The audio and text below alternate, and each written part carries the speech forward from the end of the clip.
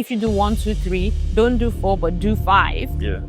You'll do good. So most children don't have a clearly defined vision of what they want to do. It's like they are not passionate about it.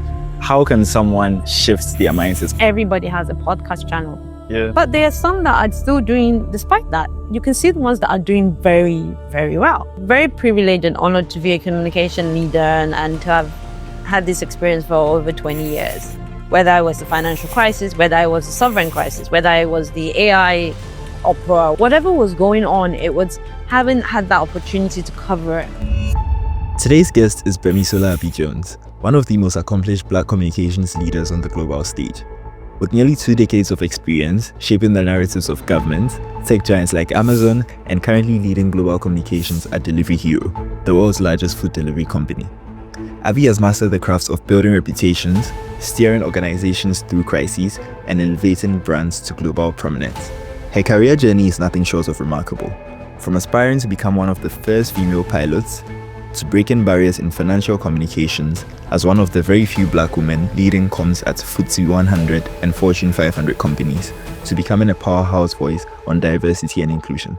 Along the way, she's carved a unique path through fashion, PR, finance, and technology, always at the intersection of strategy, storytelling, and impact. In this episode, Abby pulls back the curtain on what it really takes to stand out in a crowded world of brand building and reputation management. If you've ever wondered how to reinvent yourself, build influence that lasts, and leave your mark on the global stage, you don't want to miss this. Your opportunities career-wise actually depend a lot on your network now than they did in the past. You are technology, you're a data scientist, you're a software engineer. You can work in any sector. Why do you keep going to the same technology events? Go to a fashion event, go to a marketing event and learn what is happening there. One, it will help you come and pour back into your own role. 2, you will meet a whole new bunch of people who will give you a... What do you think is that mindset difference? I wanted to be a pilot, and when people ask me why, my justification is there were no female pilots in Africa, and my view was, why not? It doesn't work like that. During the interview process, actually interview your manager. The main reason why most teams fail is because of communication. So what makes a good communicator? When you're talking about communications, it's really...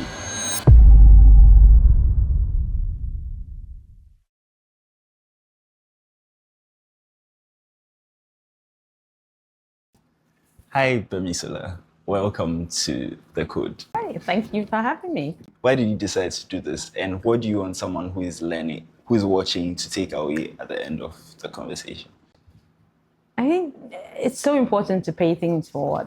I'm where I am today because so many people believed in me and gave me opportunities or taught me things or mentored me or shared their experience with me. So I think we all have that as a responsibility, not a nice to have, but a responsibility to share that as much as possible with other people. And it was really impressive to see you do the podcast, also talk to other, startups and CEOs who are doing very well. So why not put a different spin on technology and come at it from communications and PR? So yeah, it was a great opportunity. Thank you.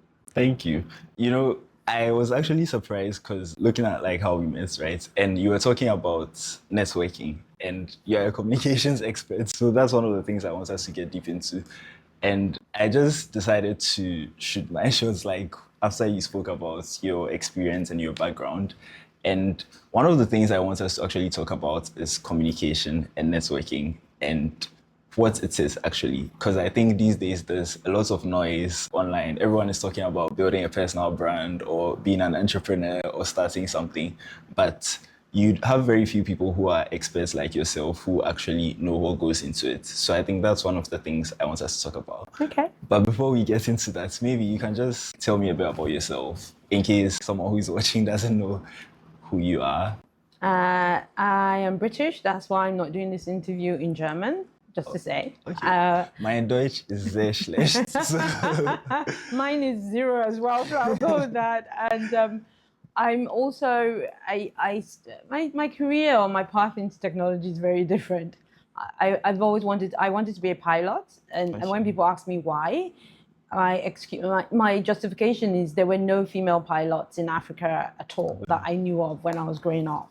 And my view was, why not? Why aren't they? We have 2 eyes, 2 hands, 2 legs, where we have it like any other pilot. So why don't we have any female pilots? So for me, that was my big motivation. And that's what kind of kick-started me in my career, the wanting to go to flight school, which unfortunately I couldn't do because you needed to have 20/20 vision, and they didn't agree with laser surgery or any of that stuff. And I have astigmatism, so I wasn't accepted by the British Air Force or one of the big airlines who I would not mention because I failed the medical. But it motivated me to then consider aeronautical engineering because I was actually pretty good at maths and I wanted to explore that.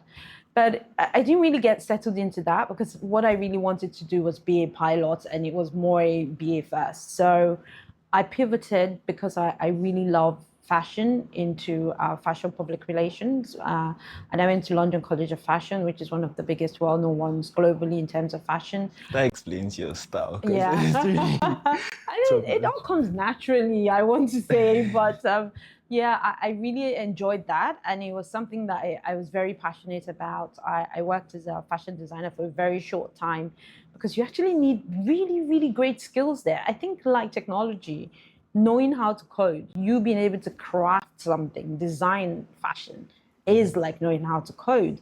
There's a part of learning it, but there's a part of something also coming intuitively to you because you have a passion and a sort of a skill for it. And I made my peace with the fact that design wasn't really where I was headed, but it got me started on the public relations side of things. Because I couldn't design, I thought, you know what, why not help with selling the design? Because I understand the design, I see the style, I see the design. So I studied fashion PR at London College of Fashion. And then I was lucky enough again, a friend of mine had an agency, a PR agency. We started working with some very small clients. And then I got approached to go and work for the Financial Conduct Authority, which is the UK financial services regulator at the time. And then that's how my excitingness of crisis communication started, because then we had the financial crisis and it kind of just went on from there. So it was a very unique part. I didn't start in communications, I didn't start in PR, but whether it was my first role working for the agency, which was through a friend of mine who knew the owner of the agency, or moving on to the FSA again, which was through somebody else who noticed that there was a role at the FSA on the consumer side that would work for me. Having that network was really, really vital to being able to get those roles. Wow, there's so much to unpack, like from everything you said, but let's take it one by one. So the last thing you said, which I liked very much, was network. I think that's something a lot of people don't understand, because right now I feel like it's been dumbed down to just reaching out to someone on LinkedIn or going for an event and just saying, hi, I want you to be my mentor or something. So maybe as we go along, if you could share some insights on what exactly it takes to build a good network and how to network with people, especially people who are not at par with you, right? But then apart from that, so you mentioned fashion. Okay, you started from wanting to be a pilot, the first female pilot, which is quite ambitious. What do you think inspired that? Because usually when you speak to most African children, or well, there's this thing we used to do in Ghana, I don't know how it was in Nigeria or when you were growing up, which is like in primary school, somewhere in like 6th grade or something like that, you're asked what do you want to be in the future. And most people are like doctor, I don't know, teacher, lawyer, stuff like that. And I feel like we don't really process that. It's just things that are influenced by our environment and what we've heard. So most children don't have a clearly defined vision of what they want to do. It's like they are not passionate about it. So for you to just say you want to be a pilot, I feel like there was something behind it. Or yeah, for me, it was that big thing of not seeing any female pilots. We traveled a lot when I was a kid.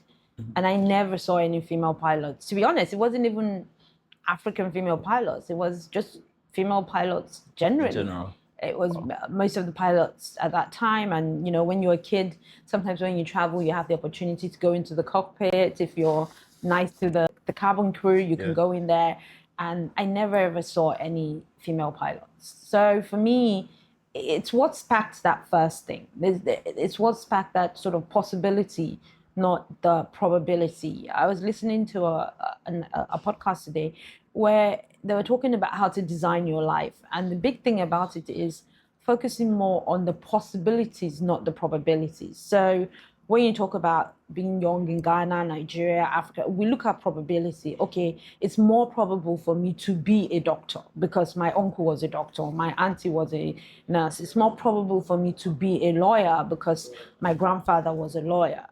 But for me, it was thinking more possibility. It's possible for you to be a pilot. It's possible for you to own a startup at 16. It's possible for you to invent the newest type of renewable energy. It's possible for you to learn to code without actually being in a traditional university. So it's focusing more on possibilities than probabilities, which we as human beings, especially in environments in Africa or other places where you don't get exposed to a lot. I'm hoping that's changing now with the World Wide Web and all the social media platforms where we focus more on possibilities rather than probabilities.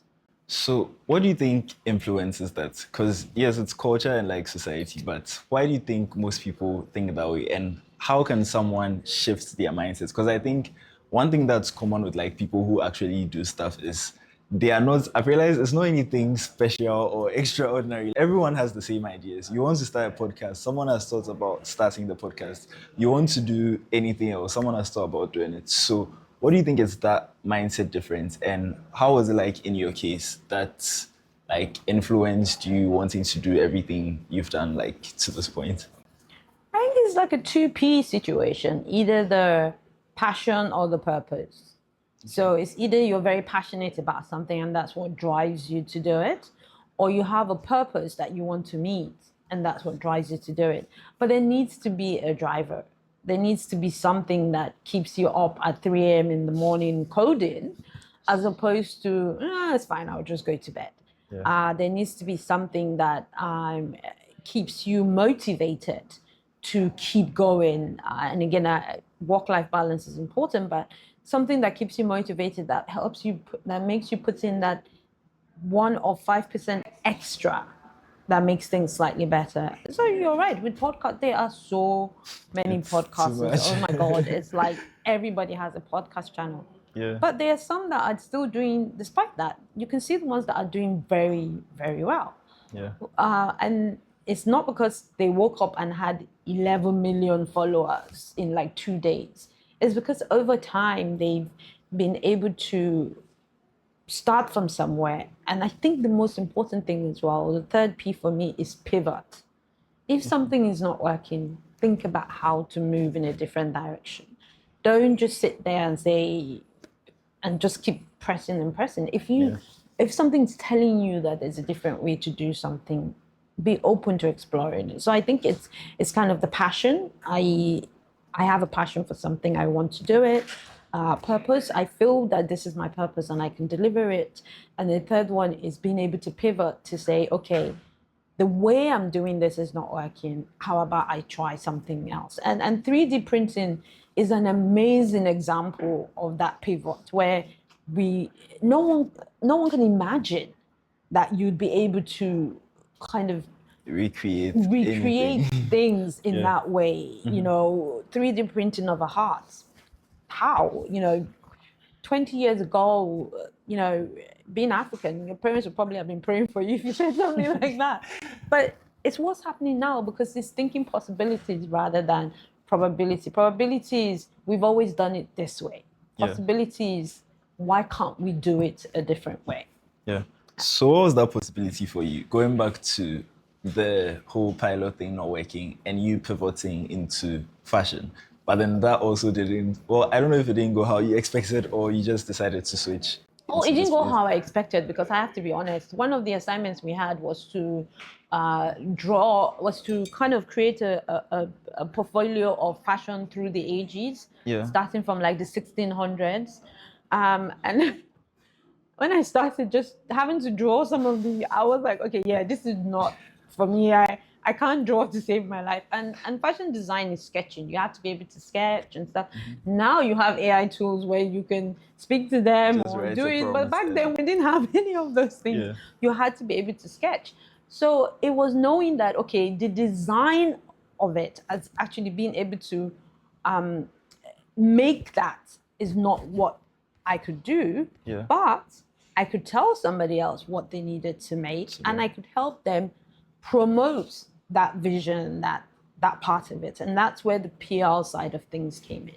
Yeah. And again, I remember then talking to my friends and stuff, and they were like, you know, really, people, public relations is something people do. Communications, you should. It doesn't sound like a career. Are you going to make any money? How are you going to live your life?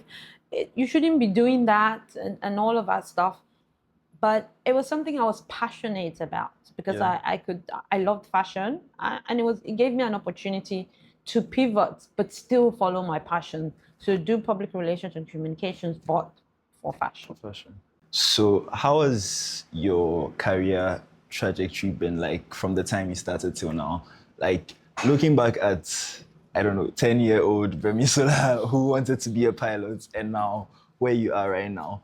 What do you think are those specific things that led up to you getting to this point? I would never have imagined that I would end up in technology. To be honest, it was as far away from what I thought was possible. Why? Because I was very sure that it was going to be piloting or fashion, one of those types of places. And I did do fashion PR for a while. But I also, as I said, the possibility, the opportunity, I was in the UK at the time, and then an opportunity came to work for the consumer side of the Financial Services Authority there, which is the regulator there, which sounded super exciting. They were going to launch a new consumer program globally, and the person brought me in to help with doing that because they wanted a bit of creativity, which having done the fashion PR side of it, they were looking for in terms of how we did that. And that was, I think that's what has run through the common thread that has gone through my career, having the opportunity to be creative wherever it is. And it's a myth that creativity is only in PR or creativity is only in music or fashion or the arts. Creativity is in technology, creativity is in business, creativity is in law, creativity is it's kind of everywhere, especially when you work in communications and PR. So I had the opportunity to go to work for the consumer side of that. While I was there, I got super interested in the capital market side of things. So that's the wholesale side. So the M&A side of things, how the markets work, stocks and shares, all of that stuff. And I was able to move over to do PR for that side of the regulator. And then, the financial crisis hit, and everything got turned on its head in terms of how everyone did everything. Nobody planned for that to happen. Nobody had a set blueprint to say, okay, this has happened, follow X, Y, and Z, and everything will be fine. So it was kind of being creative and using what we knew had happened, but also thinking about how to build on that. So that gave a lot of experience. And that's one of the reasons why I think I'm very drawn to code, because that project based, that experience of actually being in the thick of it, not just learning about it by reading a book or by having a lecture, is super important in getting that experience.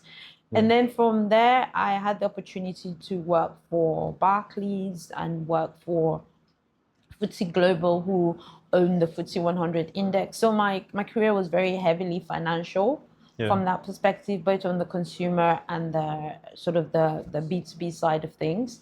And then I moved on to a credit rating agency, one of the two biggest ones globally, Moody's.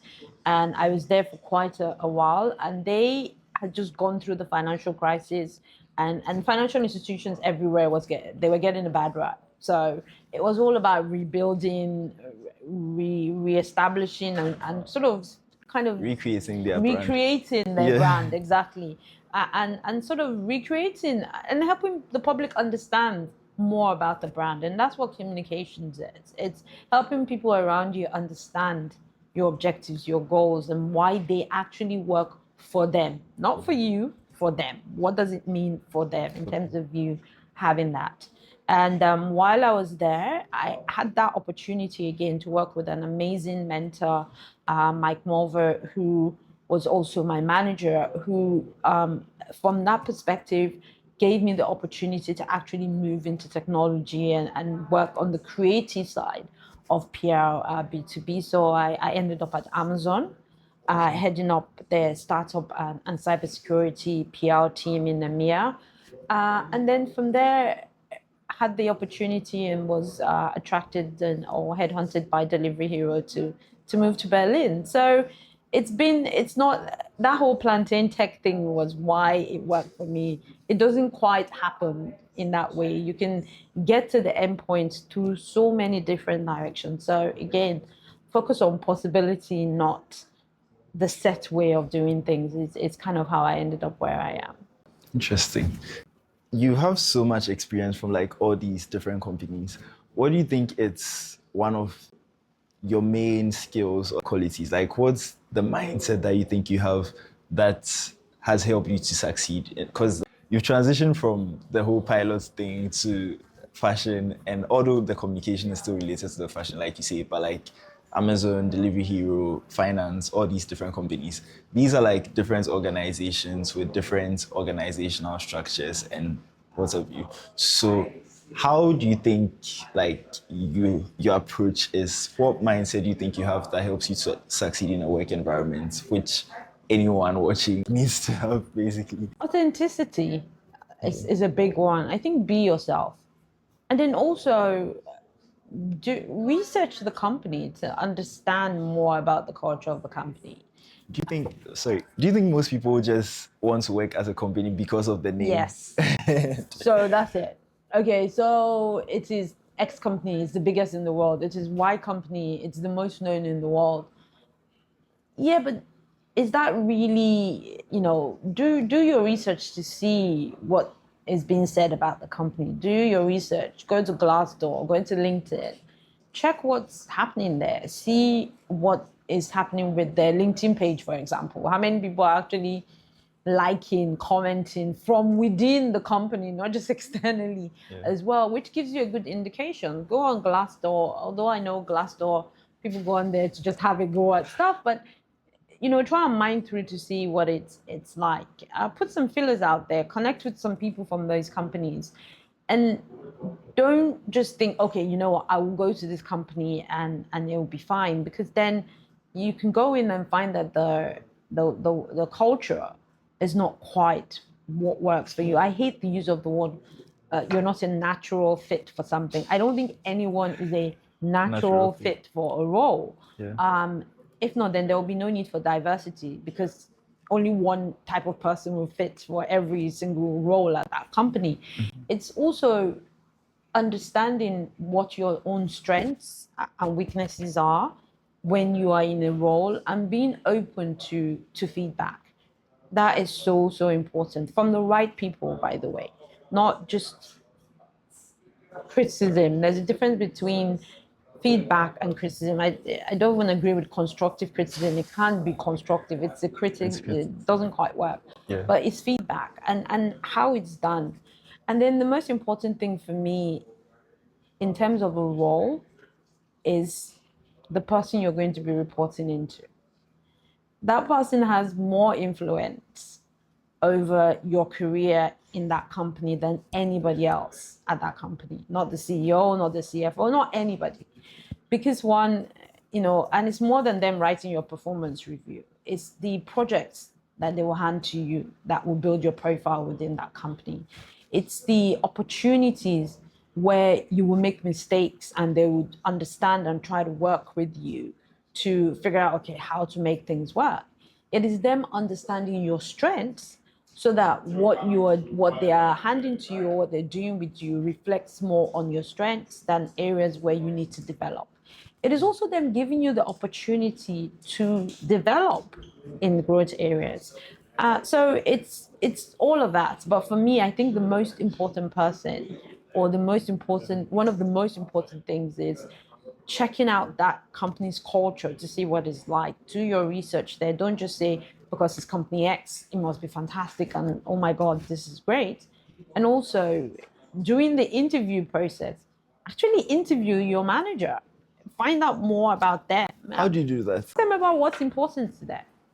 So I know during interview processes, it can feel a bit one-sided. Yeah. Where, they barrage you with all the questions, you give all the answers, you're like, thank God that's over. But at the end, when they ask you, do you have any questions? Ask the questions. That's your opportunity to say, thank you for that, but what do you see? What are the three words that you use to describe your own culture within your team? I'm not talking about the culture of the company as a whole, which is important, but your own culture within the team. Also, if you're going to be working as part of a team, you can ask to meet the team on their own without the manager to get a feel for what the team is doing, what they think, all of that stuff. Most of the people that I've hired into roles at Delivery Hero and previously at Moody's, we did that. They had team interviews with other people within the team that did not include me, so that they could say, they could talk to them and be like, okay, so really, what's it like? How does it work? Mm-hmm. So that they were making a more informed decision on joining the team than just based on what the people person and the manager is saying about the company. One thing that I think is really big these days is networking and having some sort of mentor who can guide into your ideal career plan. How relevant do you think that is? Do you think there's a difference between people who have mentors? And if yes, how do you build and sustain them and make the most of them? So, mentorship, I think at some point it was like a trending word where everyone was super excited. Oh, I have a mentor, I'm looking for a mentor, this person is my mentor. But you have different types of mentors. You have you can have a career mentor, you can have a personal brand mentor, you can have a peer mentor as well. I think that's one of the things as well that we don't think about. Like I didn't for a long time think about the importance of having a peer mentor. All I wanted was a mentor, somebody above. That was like my manager or above, and I have those. And then I have when you have a peer mentor, there's some things that just because they're in a different space, only a peer mentor, you can only connect with a peer mentor to talk about those things. So sometimes I think there's that focus on, I want to have a mentor and it must be Jeff Bezos, or it must be, it must be Sundar, it must be one of those people. And if I don't have those people as a mentor, then, oh my God, it's not going to work out for me. Yeah. But you can have a peer who is equally brilliant and intelligent as a mentor. But yes, there is the need to have a mentor because it's easy for you to just get overwhelmed by everything that is going on. And a mentor can help ground you. But you also need to bear in mind that the mentor is not your solution. You still need to think about, okay, what is it? What do I need? How am I growing? What are my projections? Where am I headed? And then come to that mentor with, okay, this is what I've done. This is where I'm headed. What do you think? Yeah. I find that some people are like, oh, I super want a mentor. And then they're expecting you to provide a kind of a cheat sheet that you hand over to them and say, you know what, if you do 1, 2, 3, don't do 4, but do 5, you'll be good. It doesn't work like that. Anything can throw stuff. When I started in my career, we still did PLs we typed it out and send it out. Now social media is big on communication than whatever press release you send out. Yeah. So if I'm your mentor and I'm doing it based on where I am, and you are not having a peer mentor, you're not thinking about things in the context of where you are, it might not quite work out for you. Okay, that's perfect. I think you summarized it perfectly. One of the things I also wanted to ask, based on everything you said, the career trajectory and all, I've been reading Stephen Bartlett's book. I'm a big fan of him. So apart from the podcast, I read the book as well. Mm. And one of the things I really liked from all those laws that he gave was this one about filling your bucket in order of priority. So I want us to kind of go back and work retrospectively from that. So if I remember correctly, he mentioned that talking about what you said, like people want to work for companies because of the brand, like it's X and X companies. So kind of the clouds that comes with, oh, this person at this company, basically. But understanding the culture, and then also that also influences you finding a mentor and getting good feedback. So the first thing he said was the buckets must be filled in order of priority. That's one. And also there are certain buckets which are more important. So even if you lose the others, you can still fall back on them. So I think the first one was knowledge. The second one was skills. The third one was network. The fourth one was reputation. And then the fifth one was, I don't know, I've forgotten, maybe relevance or something like that. Mm. But then basically, looking at these four to start with, how do you think you've built those? Because I think anyone who is at a certain level has definitely done something right and has definitely filled these in the right order, whether consciously or unconsciously. So let's look at skills first of all, and looking at a specific domain, which is communications and marketing and PR. So if someone wants to get into that, what kind of skill sets are most important? Maybe it's changed from when you started, but like, how was it when you started and how is it now? What does it take to be someone who is really good at communication? I think the biggest thing for communications marketing is actually intuition. Okay. You need to be intuitive to what needs to happen for you to get the communications right. Is that more of a skill or it's a It's subconscious thing? it's a skill. I think intuition is a skill that you can build over time. I don't think that it is. So, for example, if you're drafting a press release, the first time you write the press release, it's hard. Second time you write the same press release is hardish. The next time it's slightly easier, and then and then you get to a point where if you've been writing it over and over again, you know what to write. But the intuition part is when somebody comes to you with a press release for that same thing, you can look at it and say, actually, based on my experience and the skill of intuition, which I think can be a skill, I'm very sure that this bit, and this bit are not going to work. Yeah. So that's what I mean, that that experience can help you build that intuition to know that, okay, I don't think we can phrase it this way. I wouldn't think about doing it this way. And also you might not see a challenge with it this way, but in 5 months time or further down the line, this might not be the way to look at this. So I think intuition is very important. What's empathy actually? Because at the bare minimum, how I understand it is just putting yourself in someone's shoes, basically. So from a communication perspective, how do you put yourself in someone's shoes and sell to them?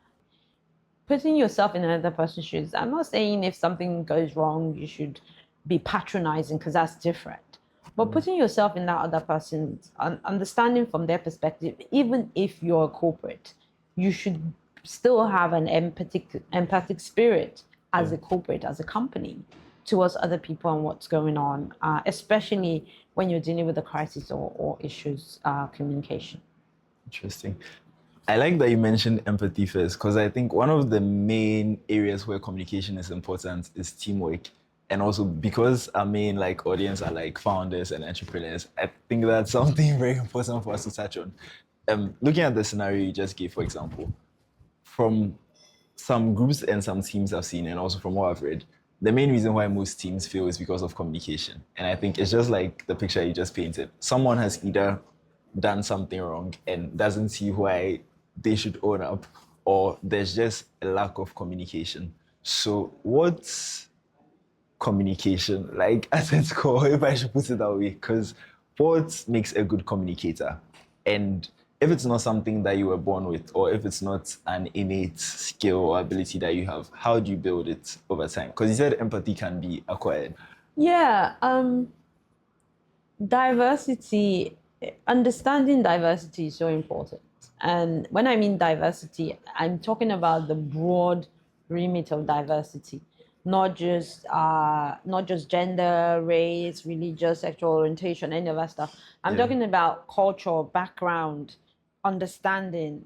We all see things very, very differently. It's one of my favorite games is where you tell people to tell a story and add a word or keep repeating that particular phrase Yeah. as they go along and keep repeating it. By the time you get to like the 10th person, each person has added one word or something extra or something has changed. And by the time it gets to the final person, it may actually not even be what the first person said, just because we think and process things very, very differently.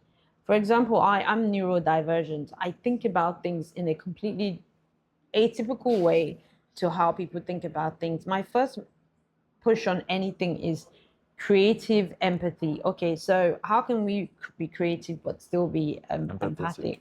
Yeah. So when you're talking about communications, it's really trying to create an environment that makes it easy for people to be themselves, makes it easy for people to share their thoughts without feeling like it's going to be used against them or there's going to be retaliation. Yeah. So one of the things someone on my team did, which I thought was amazing, was he said, why don't we have like walk meetings rather than sit in the office? As in walk, like Walk, literal. yeah, you walk Wow. outside and have a walk meeting. And we started doing that. And it was great. Although we spent most of it having coffee and talking, it created a different vibe within that for myself and that person, as well as me doing it with other people, made it a bit easier to kind of tolerate and try and understand other people. If 40 hours or more is a long time to spend with the same person over and over and over again, and for you not to make that effort to try and understand them, you should think of it like any relationship, partnership you have. Yeah. The way it works is because you give and take, there's compromise. That's what happens. And that should be the same thing with communication.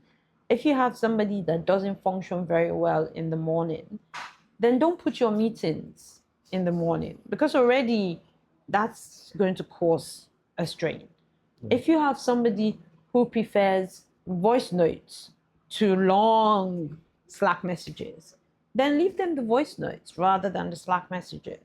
If you have somebody, and those are all different ways to communicate. But how different is, should I say, being empathetic versus compromising? Because like sometimes, how far can you bend the rules just for one person in case that person's way of doing things doesn't work with other people in the team? Because I think that's one of the main issues where, like you said, we are all from different backgrounds and all that. So how do you find the unifier for everybody? Because you can't keep bending for every single person in the team. I don't think it's bending the rules. I think it's adapting the rules to accommodate as many people as possible. And so okay, if you like I said, things, just very little things, little tweaks that makes that person think, okay, you know what, you're thinking about this for me. You actually So care. exactly, you're making that effort to make things easier for me. So that works from that perspective. If it's a case of, for example, in when I was in the UK, I don't drink alcohol, and but my team there goes out. I could easily just stay home and say, I'm sorry, I don't drink alcohol, I'm just going to stay. But they have water, they have Alcohol juice, free. they have alcohol-free beer, they have Yeah. loads of other things. So I can make that exception to go and hang out with them because they are my team and I want to build that rapport with them and have a glass of water and not just say, oh, because I don't drink alcohol, I don't want to hang out with you. It's coming to Berlin is a very good example. I don't speak German. There's no reason to have said yes to come here, if I don't speak German. Yeah. But I know that a lot of people around me have made the effort to say, okay, fine, we will do bits in English. We will make things work easier for you. And luckily, again, we do a lot of things in English at work. So from that perspective, it's all of those little things that you can do, and try not to isolate anyone in the way you do them. That's one of the other things as well. You can form cliques in teams, Yeah. which is not very nice, because then for you to have a clique, somebody needs to be outside the clique, and that person outside the clique can feel very isolated when you do Yeah. that. And when you see that happening, everyone has a responsibility to actually dismantle that. If you find that there are some people who like to go to lunch together and leave somebody else out, get that person to come to lunch with you. You know, I've talked about, I have a colleague at work who we talk about everything from her poetry classes to her singing in the opera to her, and we're not even on the same team. But what it has done is it's created a great vibe in the space where we work because there are things I know about her that works. I think without overstepping any boundaries, you can lean more into what makes that person unique to create more of a team structure and a team vibe. Okay, great. Which takes me to the next bucket, which is network. You know, in the beginning, I said that's what I wanted us to get into. So, yeah, let's talk about networking. I mean, I think networking cannot be overemphasized because it's literally how we are sitting here right now. So, for me personally, how I understand networking is just leveraging on opportunities that come your way and kind of selling yourself to people, which I think communication is one important thing, and also value. Because in like thinking about networking, I think sometimes the mistake that sometimes we make is just it's a one-sided thing. So it's just like I only reach out to this person when I need X, or I want you to be my mentor. So show me, like what you were saying, the blueprints, the ultimate way to get there. And that's where networking stops. But I don't think it's because people just want to do that. I think many people just don't understand what networking is at its core. And I like the fact that that's something you were speaking about last time. So just blow us away. So you your opportunities career wise actually depend a lot on your network now than they did in the past. What is a network? In the sense that and I think let's not get network confused with sort of people you have a very close work relationship with. So, for example, LinkedIn, everybody following you is your network. So it's, are you connected to them? Are you keeping in touch with them? Are you engaging with them is the difference. But everyone on LinkedIn is your network. Everyone on every social media platform that you have is your network. So there's the personal network that you have, the one people you know sort of individually one-to-one and you keep in contact with, maybe your mentors, your sponsors, ex-colleagues, all that kind of stuff. But think about all your social media platform as well as your mentor, as your network, and everything you put out there, you are putting out to your network. Yeah. The other thing as well is every company that you've been at, you should definitely have a network there in some shape or form. Now, it doesn't just have to be your former team members. It might be other people in other departments that you worked with, because get what? Those people will go to other companies that you might want to apply for a job or be in a certain position to help you with a partnership or collaboration.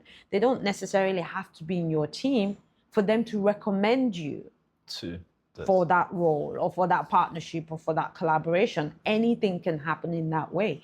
So build network. I think what I find is people build network within the people that they know. Close to. If you are in the technology team, build your network with the PR person. If you are in the PR team, build your network with the finance team.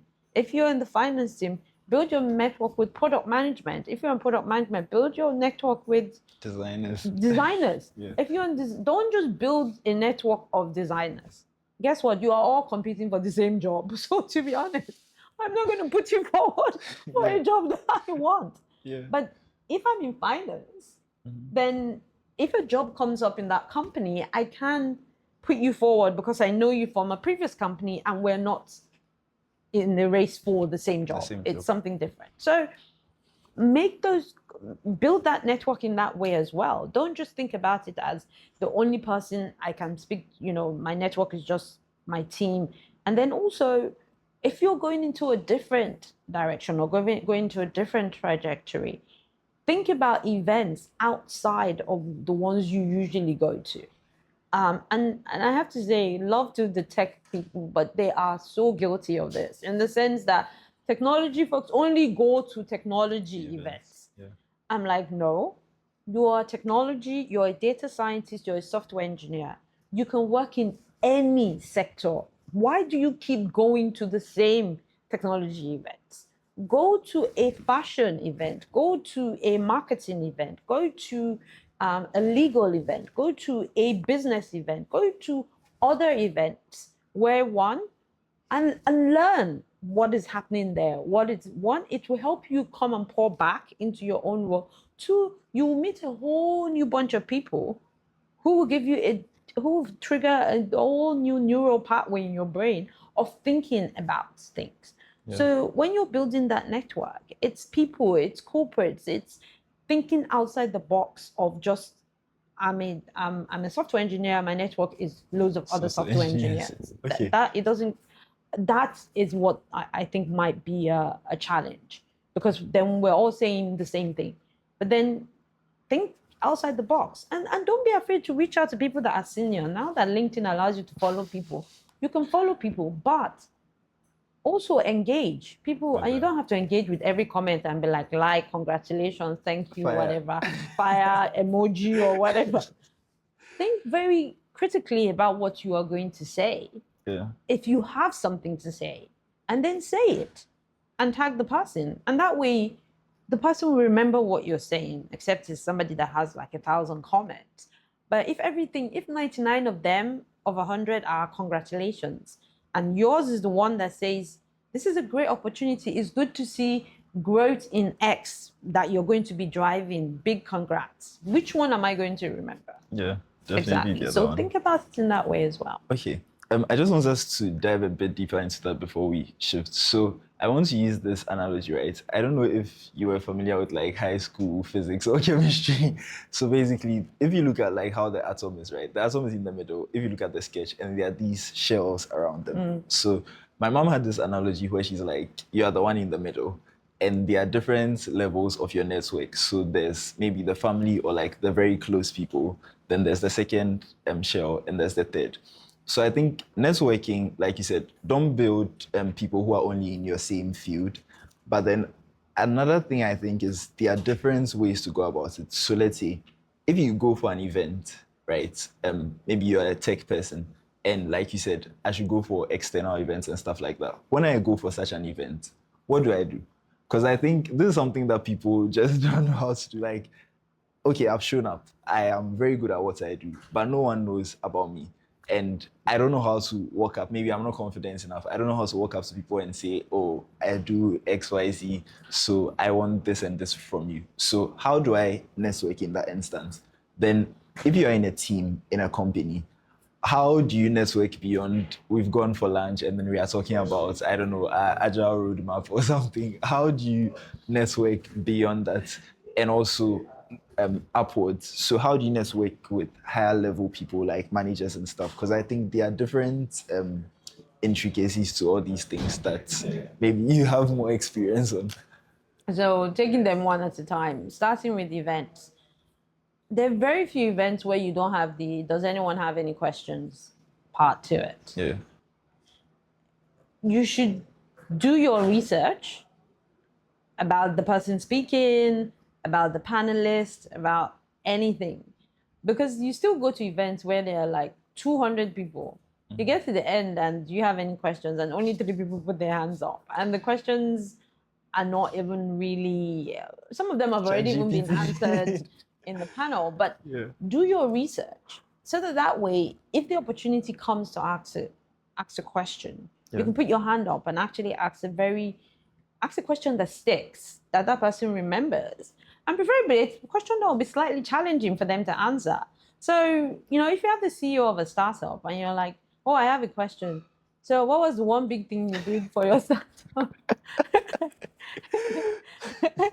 And the CEO is like, oh, fantastic question. So this is why I did. They get that question all the time. And there's no value being added. It's just like generic. One of the biggest questions one of the cybersecurity conferences that we went to that we got was about competition. It said, how are you dealing with the fact that there are now so many smaller startups that are more agile than you with creating cybersecurity solutions? And he was like, okay, yes, and interested. And after he answered the question, the person then went up to him later on and he was like, oh, I asked that question because I'm starting my own cybersecurity startup and da. And he was like, oh, okay. So, jokingly, he was like, well, maybe then we should hire you so that way you don't start yours. And and they were able to connect and do all of that. So think about it. Do your research before you come to a panel session. Who is speaking? What questions do you want to? Is there anyone in particular that you want to connect with there? Think about something that you can ask them at the end of the event. If you see them heading, not the bathroom, but if you see them heading towards somewhere by themselves, you can going to get a drink or something. Go in that direction and don't do it when everybody else is standing in a queue waiting to speak to them. Just wait for an opportunity where maybe they're by themselves, and look for that to just add a question or do that. And when you go up to them, I don't think the first thing you should say is, hi, I want you to be my mentor. They get that all the time. Yeah. It's can I connect with you on LinkedIn? And then when you're on LinkedIn, maybe start building that engagement. They say something, you comment, you do, you like, you this. And you reach out afterwards like you did and say, hi, it was really lovely. Thank you for sharing that. And I would love for you to come on. Not everyone will say yes straight away, or some people might not respond, but you will never dunk a ball if you don't do it. You will never get any shot in if you don't try to dunk the ball. It's a good analogy. Okay, great. So that's for the event side. Now on the team side, how do you network with your peers or your teammates? So it's get the outside of the lunch, which is always fantastic because people, once they're fed and watered, they like to talk and everyone gets really jovial. But it's also trying to listen more. And it is the difference between hearing and listening. Hearing is you talking to me and me just hearing it. I'm not actually listening. Is me actually processing what you're hearing or what I'm hearing. And that is, if you say X, Y, and Z is the way we should go, trying to understand, again, that's where empathy comes in, why they are going in that direction, not attack on why they're going in that direction if it's different to yours. And then middle ground, everyone, different backgrounds, different cultures, but we can always try and find something in the middle. And if there's an opportunity for you to pull them into a different project or something else you're working on, or ask their advice or their expertise in something that they do very well. So, for example, you have a communications team. One person is very good at crisis management. Somebody else is very good at proactive storytelling. We're working for two different business units. I'm working on crisis communications here. You're working on proactive storytelling. I'm trying to think about a proactive story for my business unit. Mm-hmm. I have somebody who's an expert on the team. So don't be afraid to go to them and say, listen, I'm working on this. I have this idea. What do you think? How do you think it should work out? I'd really value your expertise. I really value your knowledge on that. I think sometimes we're so afraid that if we do that, we're being too vulnerable to show, oh, I don't really know how it works because, oh my God, this person is going to think I'm not smart enough. But you can never know everything. I said that, every CEO has CFO, CMO, CEO. Why? Because he knows that she knows them, that they cannot do everything or know everything about everything. So they need to have experts in those places. So think about it that way. If you have an expert on your team who is very good at analysis and you're not because you're more creative, then when it comes to a project or something where you need that analytical skill, lean into that person to provide that expertise and give them the kudos for their part in it. That's how you build that network. That's how you build that reputation. That's how you tap into the skill set that's around you, not just in you. Because however much experience I have in comms, I am very aware of the things that I do not know how to do very well. And for me, I'd rather have experts who know how to do it, so we do it very well as a team, than hold on to it when I know that I can't do it. And that's the other thing as well. There's that people are afraid to show that they don't know how to do something because they're like, oh, people might say X, Y, and Z. Yeah. Don't worry about what anybody thinks. Everybody has their own problems. Just tap into the skill set around you to deliver what you want to deliver. And that way you build that network.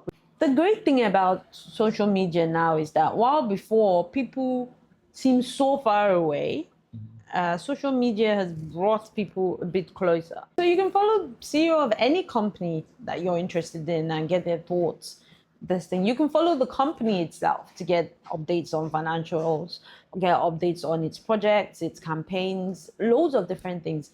And then there are different ways to follow different people. You have Instagram, you have Meta, you have TikTok, you have X. You have loads of different ways to connect to people that perhaps maybe you didn't have that opportunity, or to be honest, you didn't have that opportunity 20 years ago.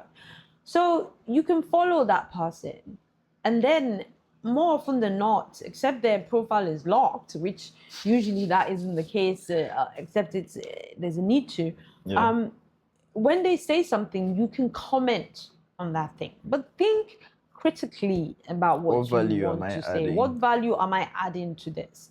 Not just the, oh, that's great. Well, everybody else has said that's great. So no, that's not going to make them think about you in that way. But you can think more critically about that. And that would really ignite something and think, okay, that's really interesting. The other thing as well is sometimes the way to connect with the CEO or CMO, it's not necessarily directly to the CMO or CEO. There you can have other people within the marketing team if you want to connect to the CMO. Well, start from that. That gives you an opportunity to connect with the marketing team.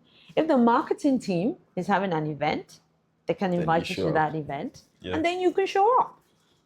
If you are interested in the finance team, it's great. I'm all for aiming high, but you can also start with other people on the finance team, get to know them, and then that gives you an opportunity to connect. And if you connect with more people within a team, let's use LinkedIn.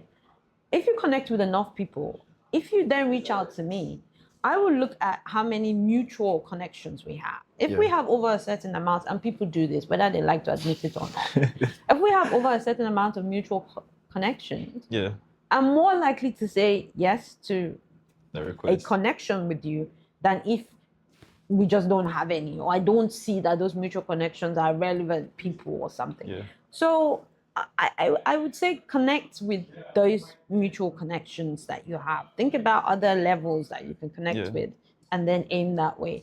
And that gives you that opportunity to then kind of manage up or sort of connect up. And then in terms of work and connecting with managers, again, I think the same thing applies.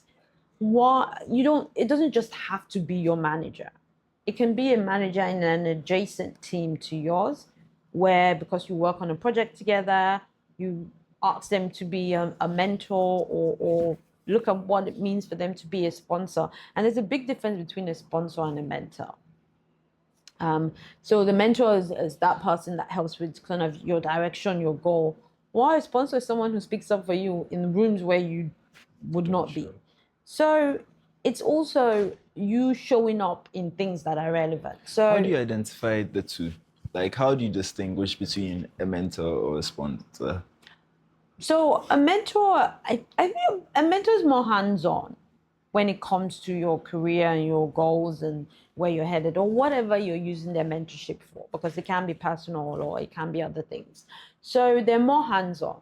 They're the kind of people where, like for me with my mentees, we have once 2 months bi-monthly meetings where we catch up on their projects, what they're doing, what's happening next, how that works. We do not have weekly meetings and we do not have monthly meetings. Nobody has the time for that. And it needs to be very short, 30 minutes, 1 hour at the most. This is where I am, this is where I'm going. What are your thoughts? How should I do this? Is there anyone you can connect me with? All of that stuff. So have all of that ready to go every time you have that meeting. With a sponsor, it's a bit different. I don't even think that you have regular meetings with them. Like my sponsor, I don't really have meetings with them on that sense. We have it like twice a year where it's a case of, okay, where are you going next? What are you thinking about in terms of trajectory career-wise? Okay, fine. There's nothing happening at this point in time. However, what would then happen is that in 3 months' time, someone will reach out to me and say, oh, someone flagged you as a potential candidate for X, Y, and Z. Are you interested? So I think mentorship for me anyway is more hands-on. Why sponsorship? It's you keep that, you keep that rapport going. It's not as hands-on, but it's more you need them to be there for you in places that you can't yet reach. Yeah. So that's the way I see the difference between a sponsor and a mentor. And you can have work sponsors. In short, I encourage people to have work sponsors because they're the ones that will speak for you in meetings where are way above your pay grade, where you're not part of. So yes, I think you should have work sponsors. And it's one of the things that I didn't do very well in the start of my career, not having work sponsors. Okay. One of the main reasons I asked that is, I was asking about how you maintain relationships because I feel like sometimes it's easy for it to be one-sided. Maybe it's not deliberate, but you just don't know how to keep it going. So what do you do, let's say, especially in the case of a sponsor or mentor, where it's not someone you meet regularly? How do you check up on them? Or I don't know, what do you do between that space where there's really nothing going on? And also just wrapping up. So the last thing I want to talk about is personal branding, because I feel like in everything we said, networking and all that, it comes down to how people perceive you. And right now there's so much noise about a personal brand, post 10 times a day about anything. And there's really this thing I don't like where you can literally see through the text. Almost every post on LinkedIn it's not just about water, it's about pebbles, or it's not just about this, it's about that. It's so much. So how do you actually build a good personal brand? I think lifestyle coaching and personal branding. Going back to the first part of what you asked about networking and how you keep in touch. I guess think about it like a friend that you have. You guys have been friends for a very long time. Mm-hmm. You're not necessarily reaching out to them every day or every week saying, hey, how are you? How's it going? That. But once in a while, you're like, hey, what's up? How's it going? But then also, when something significant happens on their part, because you need to keep up to date, you actually acknowledge and reach out. Those are the types of ways that you can keep in touch. But with mentorship as well, if someone has agreed to be your mentor, you should have a game plan for how that works out. So me saying, yes, I want to be your mentor, both of you, because that person is also taking on the responsibility of being your mentor while you are taking on the responsibility of being a mentee. So when that person says yes, it shouldn't just be, yes, I want to be your mentor. Okay, bye, and that. No, it should be, okay, so what are you comfortable with? Are you comfortable with us having a chat once every 3 months? Are you comfortable with us having a chat once every 6 months? What works for you? How much time do you have so that I can make it work within that time? And then actually have that conversation of how you want it to flow. Create a cadence for what needs to happen and then follow that. So it's not I want you to be my mentor and I only reach out to you if I see there's a job in your company and then I'm like, hey, mentor, can you please? It shouldn't be that. There should be a cadence of what needs to happen. And then you should be able to share progress as well with them while they share experience and expertise with you. So put that cadence in place, because otherwise that's not a mentorship. That's just somebody a leech. Not a leech, but someone who's bugging you about something, but someone you know. Okay, great. And the second part about personal branding, Personal branding. Whoever came up with this whole personal branding thing, that person has landed and the cash money is just flowing. I'm just whoa. There are two things that are really trending right now: AI and personal branding. Someone will just slap AI on something and say it's an AI. They're so personal branding. Oh, now I'm a coach. I can help you with personal branding. Yeah, the whole personal branding thing. It's quite interesting. The way the world works, though, the world works on trends. Mm-hmm. So if you buy into a trend, at the beginning of the trend, that's the thing. If you buy into a trend at the end of it, you're just paying somebody and you're not getting value. People that do very well, AI is a good example. People that are making money from AI, people that bought into AI 10 years ago, or not the people that bought into AI when ChatGPT came out. It's those that bought into AI ages ago. One of my favorite company when it comes to resilience is NVIDIA.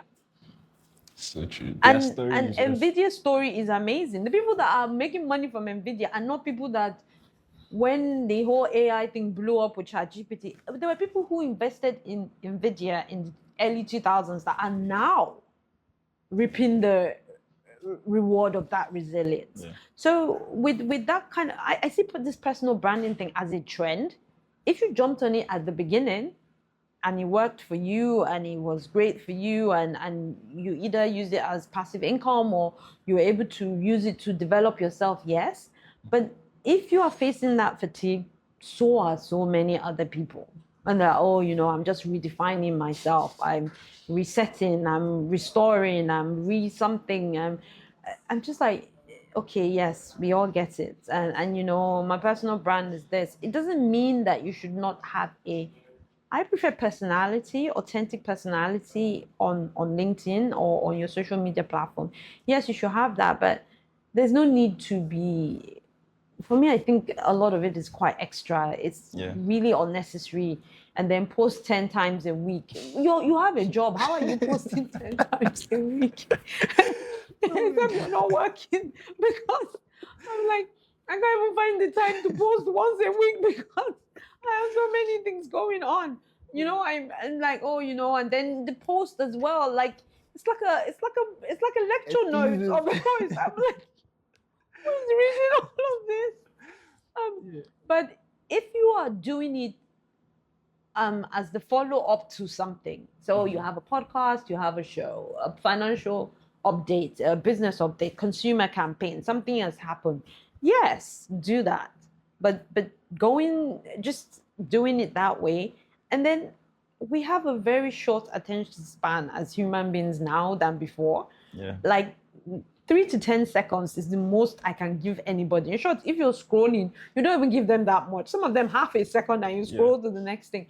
So if you now do this long lecture note of how you found yourself and it's very long.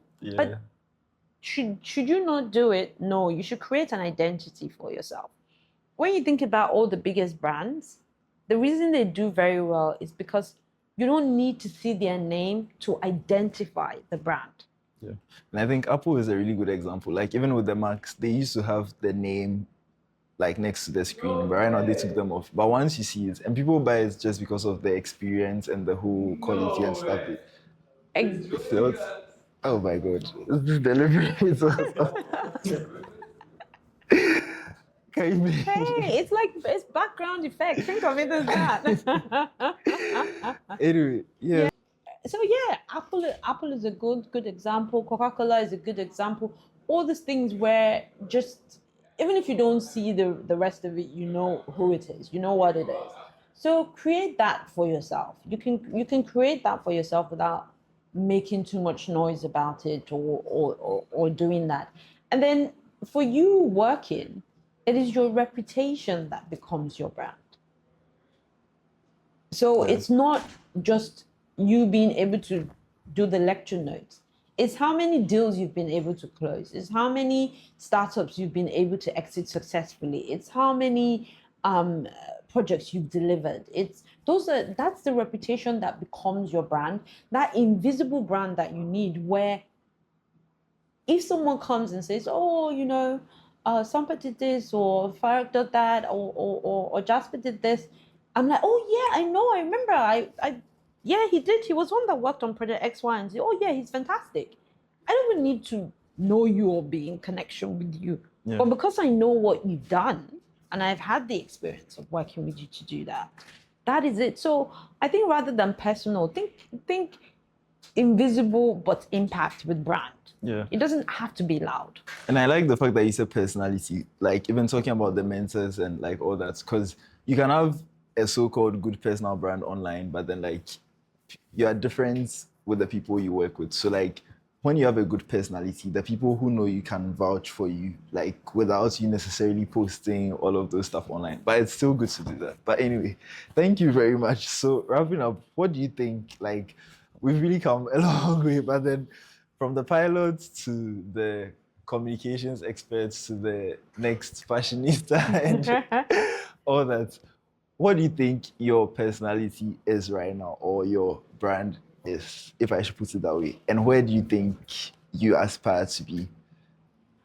I have to where I am right now. I'm very privileged and honored to be a communication leader and to have had this experience for over 20 years. I Wow, have I had no clue. I've and the strength in my experience is having covered every single crisis that has happened in that time at a very senior level. Whether it was the financial crisis, whether it was the sovereign crisis, whether it was the AI opera, whether it was whether it was there was an oil crisis, whether it was a tech crisis, whatever was going on, it was having had that opportunity to cover all those major things and being part of it at a level to be able to create an impact. So for me, it's my thing now is that thing about invisible but sort of impactful branding. That's where I am, and it's okay. So how can I pay it forward to other people? How can I open the pathway for other people to be able to come in, and not just communications, but everywhere.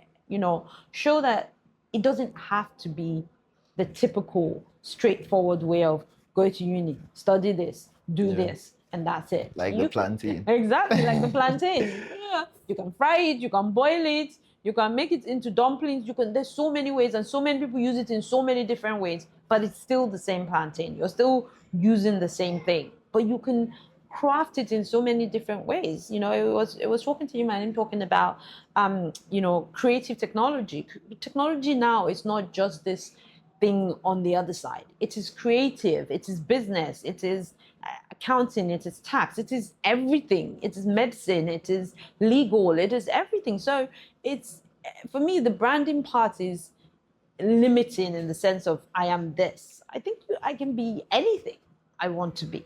Yeah. And that's what my experience has taught me, that there's nothing that I can't be. The only thing that can stop me is me. Wow. Thank you so much for taking time. And like you said, there's nothing that can stop you. So we will definitely get into all the other things that we couldn't talk about today. But I think it was a really great conversation, and there's definitely a lot to learn from it. So thank you very much. Thank you so much, Sompara. It's really lovely to be here. Thank you.